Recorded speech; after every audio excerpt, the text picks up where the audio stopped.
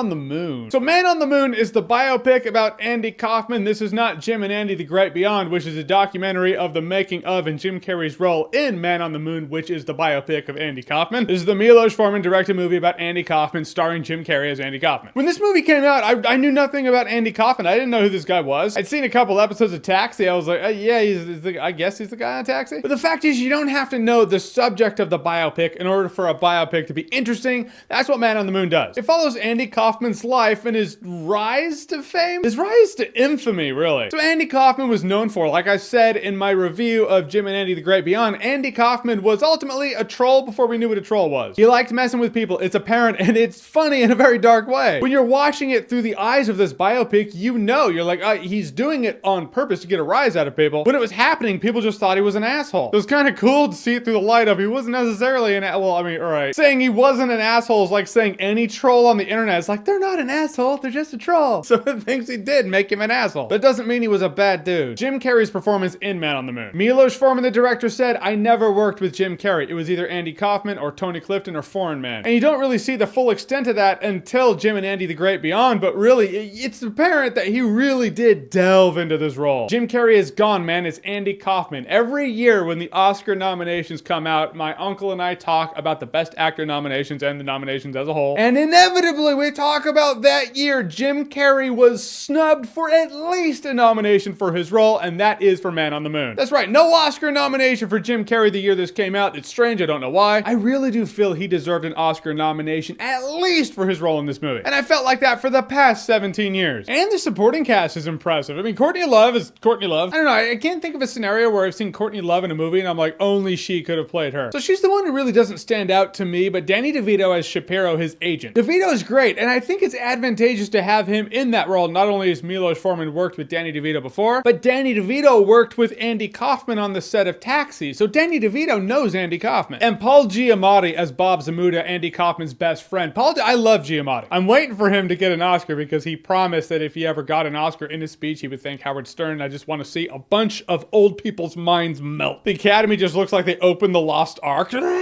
But this is a couple years after he was on Private Parts, so he played Pig Vomit, Howard Stern's boss, a total asshole. Then he goes to playing Bob Zamuda. It really does show the range in Paul Giamatti. Not just range, but it shows that he's really good at comedy too. Be it biopic, dark comedy. What you see Andy Kaufman was doing is ultimately building his Andy Kaufman cinematic universe, if you will. He wanted to create a contained bubble of entertainment like he did in his bedroom when he was a kid. Andy Kaufman's the good guy, then he created Tony Clifton, the villain. Tony Clifton going on to the set of Taxi is one of the best things I've seen. Then he wanted to be the villain, so he did the women's wrestling thing. Then Jerry Lawler steps in, and really all of it was just a ruse. It was just a farce. It was bullshit for entertainment, but it was bullshit for entertainment for the sake of Andy Kaufman's entertainment. And it really shows a man walking the line of who do you want to entertain, the audience or yourself. A lot of this was entertainment for himself. It looks like it was pretty good entertainment for him too. I don't know, you're trolling the entire world, getting a rise out of everybody. If that's what Andy Kaufman was going for, well then he succeeded. Where the movie starts to falter is really, it is biopic 101. It really is the path you've seen 100 times before in other biopics, or movies in general, but maybe you see it in a lot of movies because that's generally speaking how it goes. If someone just climbs to success and that's it, now they're successful, it's not really interesting enough to make a movie about that. I mean, it can happen, it's just not the most interesting path. We like damaged people. Andy Kaufman was definitely a damaged artist. And the movie does start to lose momentum after the whole cancer diagnosis happens. Granted, how much momentum is it supposed to keep? It's a cancer diagnosis. It's not supposed to be a fun time after that. I'm just saying the build-up before that was so much more interesting than, all right, now he has cancer, now he's dealing with it and it sucks. I liked him messing with the studio execs before that. I like him messing with the vertical hole to mess with people. Guys, in the end, those shortcomings aside, Man on the Moon is fascinating. It's entertaining, really well acted, well directed. It's a look into the mind of someone who truly did have a unique mind, especially for his time. Some liked Andy Kaufman, some didn't. This movie really shows the person behind the facade. If for nothing else, by the end of this movie, you feel like Andy Kaufman's madness is because he truly understood the world in a way that a lot of people don't. And I feel like a lot of that's rubbed off on Jim Carrey, seeing him in Jim and Andy the Great Beyond. And I really do believe a mindset like that truly is meant to be alone in the world. world. It's not nurtured by people. People just think you're crazy. They think you're a nut. If for nothing else, they think you're an asshole. So you have these people that see the world on a different level than a lot of other people in the world, and they're forced to talk about it with the people who can really relate, which are themselves. Lonely existence, really is. And by the end, this movie really does make me personally think of my own mortality. I mean, I think about my funeral a lot. I don't know if that's morbid. I just do. I think about it. What will people think? What will people say? How will people feel? In the end of this movie, I'm always left with that feeling of, I hope my funeral one day is half as uplifting as Andy Kaufman's funeral in Man on the Moon. That's all I can really hope for in life. There's some people who love the movie. Some people think this movie's all right. I'm one of the ones who loves it. I feel like if you watch it, you'll laugh, you'll be entertained, you'll be fascinated. So watch it, let me know what you think. Or if you've seen it, Man on the Moon, have you seen it? What did you think about it? Whatever you thought, comment below, let me know. And as always, if you like what you've seen here and you want to see more, click right here to see more.